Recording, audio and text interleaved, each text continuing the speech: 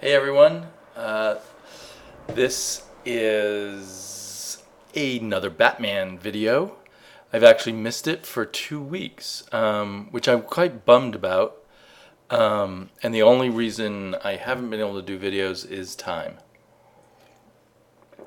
Summer for some of us parents is extra busy, even more time entertaining your kids, and the kids don't go to bed as early.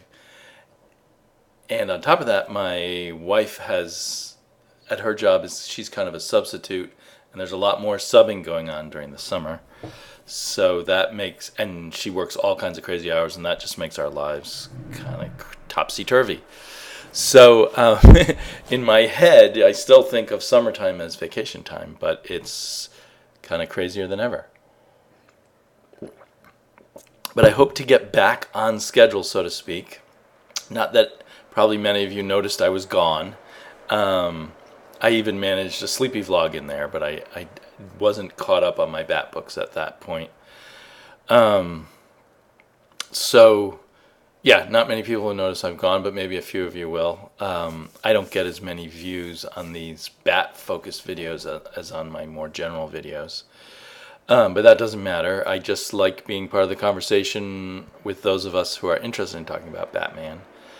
So I have a whole bunch of stuff I'm going to try and sort of catch up. 3 Batman Eternals, one of which just came out today, so I just read it. It's fresh in my brain. The others are maybe a little less fresh. And then some other stuff that I've also read recently that is Batman, Bat Family related. First, I wanted to mention, I think this just came out last week or maybe the week before, Back Issue Magazine number 73 is focused on Batman's partners, which include the sidekicks and the outsiders you can see here, but also Man-Bat. I haven't read this whole issue yet. I really enjoyed the Man-Bat issue. And there's a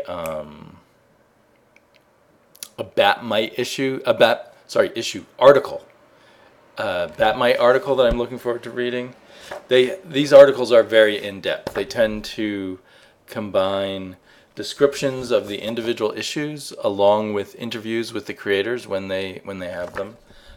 So on the Man-Bat one, and Man-Bat's one of my favorite Batman characters, going back to the Neil Adams days. There's interviews with Neil Adams where he describes how Man-Bat was all his idea. I don't know if that's true or not.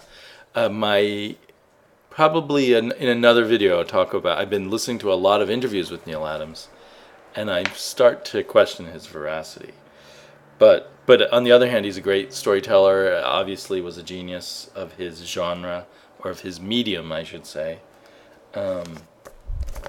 But very inflated ego, so it's hard to parse out. Anyway, I find this to be a great magazine, and I think you can find it with some discounts in places. I mean, I got my regular comic book store discount, so it would be $9, and I got 20% off that. So yeah, if you're particularly want to dig deeper into Batman, this is a good one to pick up. Also, just borderline Bat related is Earth 2 Batman. Earth 2, which is really kind of the Justice Society, or I don't think they give it any kind of name, but this alternative Earth where Batman and Superman and Wonder Woman are all dead, only now they've all shown back up in certain ways. As always with these Batman videos, I'm much more spoilery than with other things, with other videos.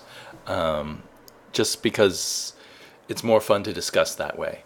So anyway, as most people know who read Earth 2, because it's been a while since they revealed it, the new Batman of Earth 2 is actually Thomas Wayne, a 60-year-old man who's taking drugs to make himself fairly athletic and invulnerable.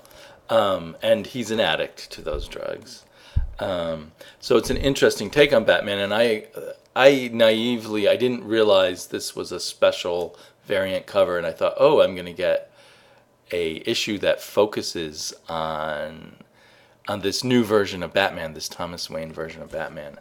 But we did not get that. This is just, I don't like variant covers, mostly when they don't relate to what's going on in the issue. One of my OCD things is I want covers that relate to the issue that I'm reading. But with my pull list, often they, for some reason, throw in the variant covers, maybe because they actually have trouble selling them when they aren't the collectible variant covers. So,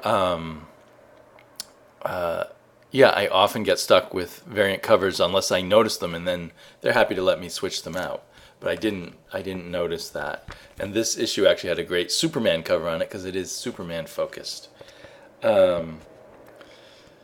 But if you have to have every version of Batman, you do get this odd variant of Batman in the last 6 or 8 issues of Earth 2. And it's it's fun.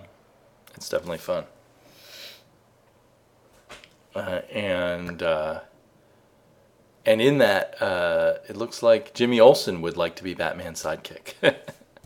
So that's kind of cool. Well, while I'm on variant covers, I last week wanted to pick up Grayson, and I didn't. It wasn't on my pull list, and I just forgot at the store. But I realized it wasn't totally that I forgot. I was looking around for that familiar cover of Grayson with his 2 guns shooting towards us, and it wasn't there in my store. All that was left were these variant covers, which, again, I guess they have trouble getting rid of. They also had a bunch of blank sketch covers. So this is a jock cover. It's a perfectly nice cover that has nothing to do with the story inside. But I'm happy to report that so far I love Grayson. I am not a Nightwing fan, so take whatever I have to say with that. I don't know a lot about Nightwing other than, the general outlines. Because until Damian Wayne, I poo-pooed the whole idea of Robin. And so I just didn't follow Nightwing either. I think the only time I've somewhat liked Robin was in the old George Perez Teen Titans, just because I liked the whole series. But I always felt, unless you're in kind of a Batman 66 kind of situation, that Robin took away my belief in Batman as much. Certainly the old Robin, where Robin is a kid. But then with Damian Wayne, it was more convincing. But anyway, I know that tons of people have grown up reading Nightwing, and he's a great character, and I probably should read him. And this is a great book of Dick Grayson becoming a mole in this creepy spy agency called Spiral.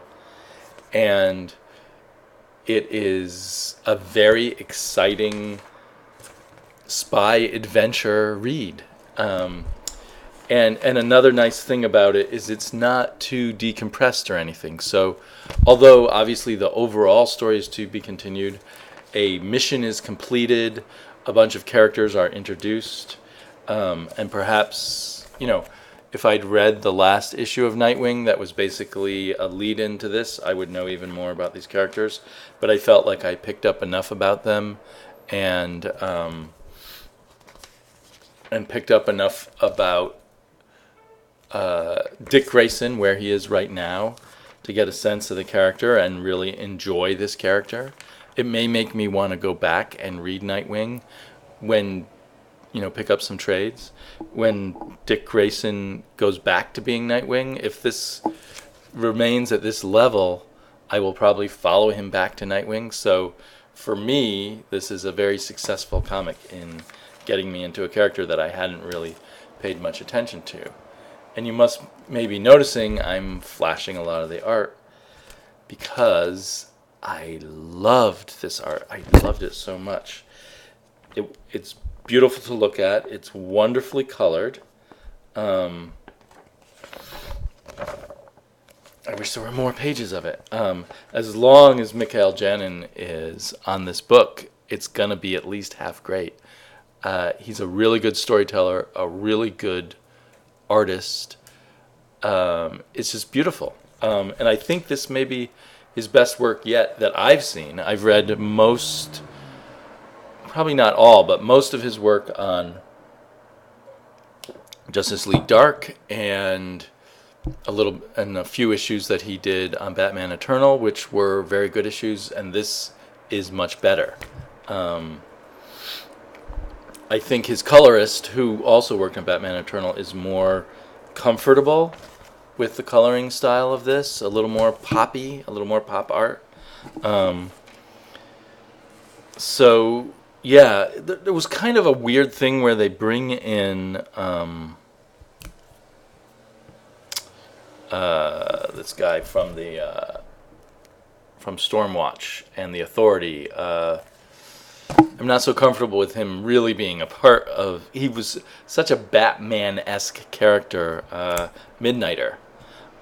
Pulling him into the Bat part of the DC universe is particularly uncomfortable for me. And given what I know of him, he should have been able to beat Dick Grayson. But I guess he was hypnotized. There's something about this hypno power. I'm not clear if it was used on him. So that was kind of a weakness. I guess he was ultimately beaten by the power that was inside this Russian person's belly.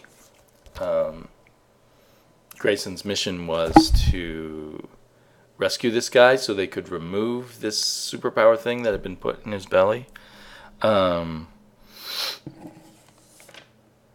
So, yeah, there's so many cool touches here. So I was wrong. Dick Grayson, I keep wanting to call him Robin.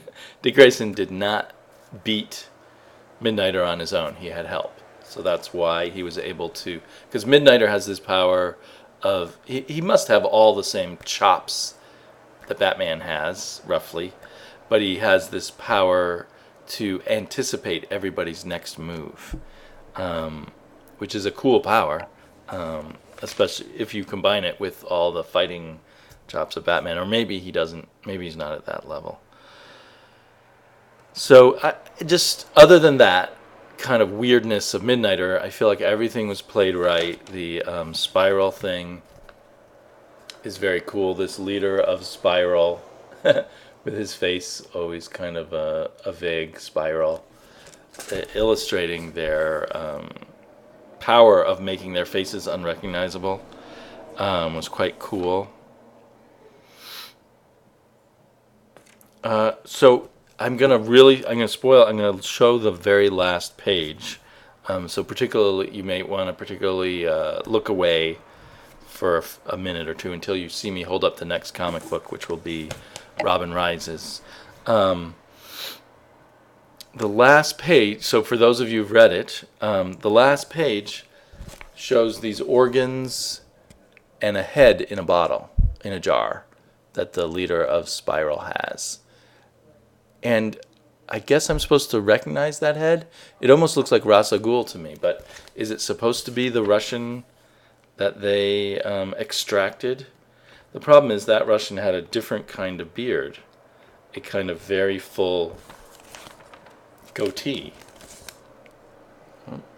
Like there, that's the Russian. But he was kind of balding. So Spiral is telling Dick Grayson and their other operative that they extract the organ, and yeah, that's a different beard, but maybe that's supposed to be him? I don't know.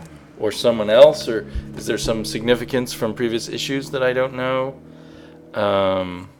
Yeah, so Spiral is pretty evil and disgusting, even if they didn't kill that Russian that they claim they didn't kill. They've killed somebody and put them in jars. And we're shown also in the end that they know who Bruce Wayne is. So, it's a fascinating book so far. How long you can keep up a plot of Dick Grayson as a mole. I mean, eventually he's got to stop them, and then what? He can't stay in Spiral, can he? You can drag it out maybe for a year, is my guess, unless there's some other way to do it. But yeah, on this cover they also show him holding a gun, and in the main cover, the non-variant cover, he's holding guns. And Matt Wednesday Serial complained a lot about him being a white guy holding guns, and that's against the Batman code. But so far inside, we see him, except using his enemy's gun as a boomerang against him, we see him not using guns and not carrying guns. So I don't know if him using guns is coming up as part of his being a mole. I mean, maybe that can be played as an interesting issue if he does end up using the guns. So anyway, for anyone who's still could pick up Grayson and is thinking about it, I recommend it. I think, for the art alone, but it's really much better than just the art. I mean, it's a very good story with great art, I feel. So yeah. Art that didn't move me so much, Robin Rises Omega, which is really, it's just an issue of Batman and Robin, right? Continues on, it comes between, well, I don't remember the issue numbers. Wait, I can probably look at the back, and it will say, continued in Batman and Robin 33. So this just is a 32.5, and it comes between 32 and 33, and that's all it is. So why Robin Rises Omega? I don't know if that's because it's going to tie into some other bigger crossover. I worry that it's going to tie into Future's End and World's End eventually, because we're going to Apocalypse. They've advertised that a lot, so I feel like it's not a spoiler. But again, this is my spoiler-filled thing. We're going to Apocalypse, and we know in the future there's a big war. Well, we know on Earth 2 there's a big war with Apocalypse. We know there's going to be a war of some sort between Earth 2 and Earth Prime, or whatever it is, the New 52 Earth. It's not Earth 1.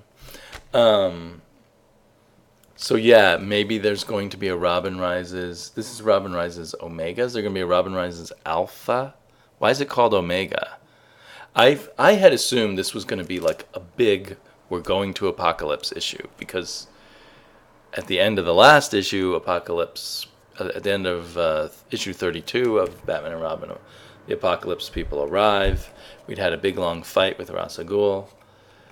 But this is a very odd issue because it's 38 pages, so it's kind of a good deal for all the money they charge, $5 for 38 pages instead of $3 for 20 pages. But the first 7 pages are a recap of the entire history of Batman and Talia and Ra's al Ghul and Damian.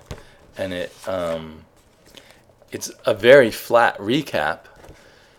It also begs the question about, did this all really happen in the New 52? But anyway, and then the rest of the issue is a endless fight with the New God Apocalyptian people, with Ra's al Ghul teaming up with Batman, and then eventually this is a spoiler towards the end of the book, the Justice League showing up.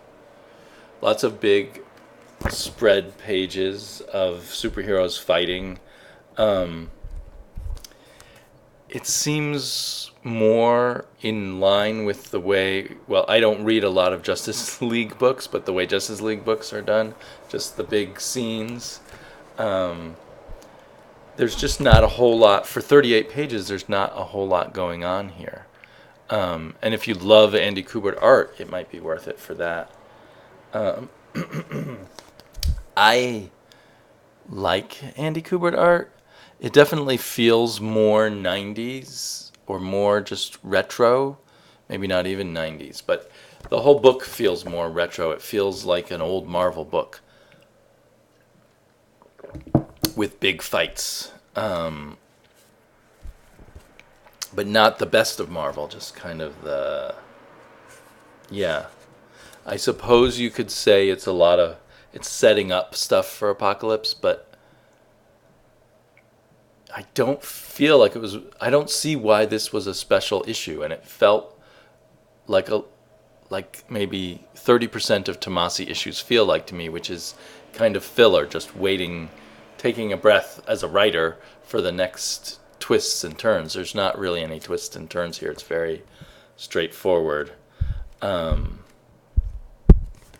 I knew we were going to Apocalypse from the last issue and from some back matter about Robin Rises in the last issue and ads for Robin Rises. So I thought Robin Rises was going to Apocalypse, but the big reveal at the end of the issue is, I'm going to Apocalypse, and I'm going to bring back Robin alive. Why he thinks he was so against bringing back Robin back to life, and why he now thinks that, I don't get. This is a great cover where Batman almost looks like Darkseid, and that's by Andy Kubert. That's a much more modern feeling cover. The other weird thing is it's on this matte paper. It's not on glossy paper. And I think maybe when Andy Kubert did his his Damian Wayne special series that I didn't buy, I heard people say that was on matte paper. It doesn't necessarily feel, it's thick and stuff. It reminds me of the old Baxter paper, maybe. So it doesn't feel super cheap, but it doesn't take the color that well. Which brings all the art down a little bit, makes it sludgier. And I noticed that on the on this goofy "You Don't Know Dick," which seems to have, it's a funny tagline, but seems to have little to do with Dick Grayson as a spy. You don't know Dick. Doesn't capture the mood of the book, but anyway, good marketing anyway. But if you compare it made it simpler for me to compare the glossy version, that's this one, to the matte version. You can almost see on the matte version how the colors just sort of sit there on the paper and don't blend so well. So in the picture in Robin Rises on the matte version, it looks much more like he has a 5 o'clock shadow rather than the shaping of his face by having the colors recede, etc. So, it doesn't take color the same way, but I think it was colored not to be on this kind of paper. I think you'd have to use a simpler coloring style to work effectively on this kind of paper. So it muddles the art, which also kind of reminded me, there was a period where I felt color didn't look so good in comics, and then it seemed like people got their groove on with Photoshop better, and it all started looking better. But it might have been that they got a better paper to go with digital coloring and this older kind of paper. So overall, it didn't hurt to read this book. It was okay. I think you could just skip it. You could just get Batman and Robin. You would have missed this little fight, and then Batman would be going on. You would just have missed a fight. So that's that. This is going to be a long video, isn't it? Maybe I should do a part 2 later. I'm not sure when I'll get to film it, though.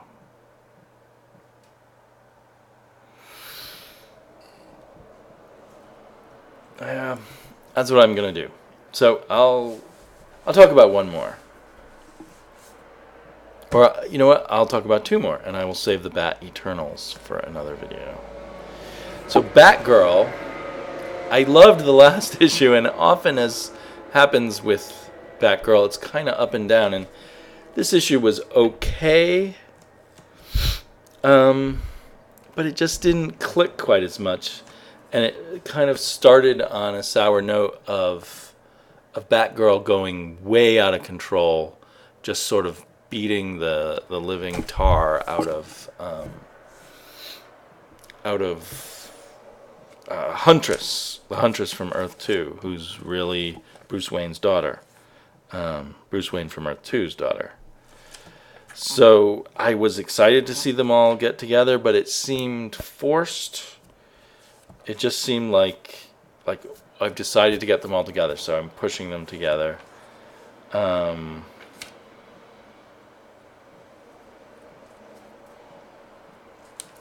Yeah, and now I'm kind of going blank on all that happened in this issue. And at the end, Batman shows up. I don't know, I'm losing enthusiasm for it, and maybe it's because this is the point where Gail Simone has lost enthusiasm for it. Because as we now know, she's got one more issue, and then she's gone. And she left over creative differences. She didn't want to keep doing the book quite so dark. The irony being that the new Batgirl is going to be extremely light, because the editor changed in the meantime, and they changed their direction. So, yeah, I don't even...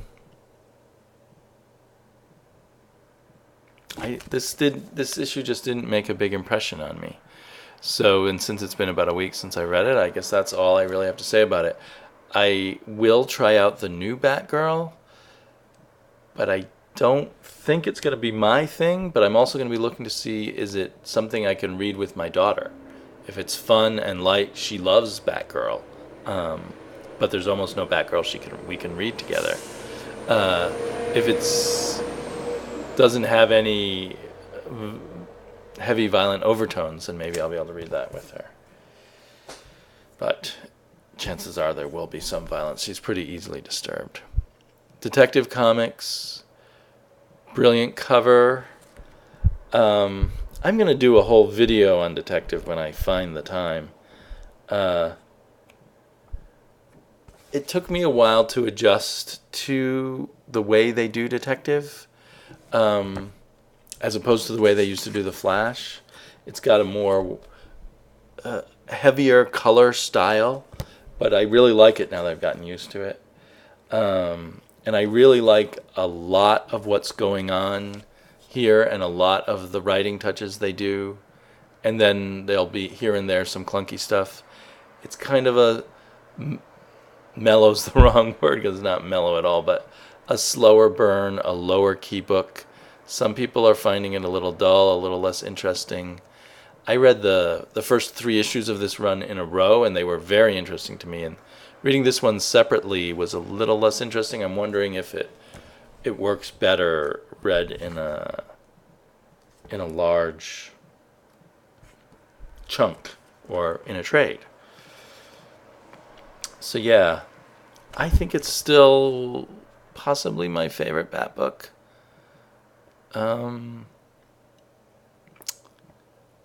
I guess it'll really be hard to tell until Icarus finishes, and if it finishes well. I feel like it's a little bit overly influenced by TV crime shows. It feels a bit like a TV crime show rather than a comic book, a little bit. I don't know. I have to think more about that. So, yeah, coming up, hopefully tomorrow, I will do a Bat lunch break with these 3 issues of Batman Eternal, which I'm still enjoying a lot. Still think Detective is a better book at the moment, but there's something so fun about a weekly. But it's not the best weekly. The best weekly is Future's End, which is perhaps a bit of a slower burn too. Anyway, I'll talk to you all later. Bye-bye.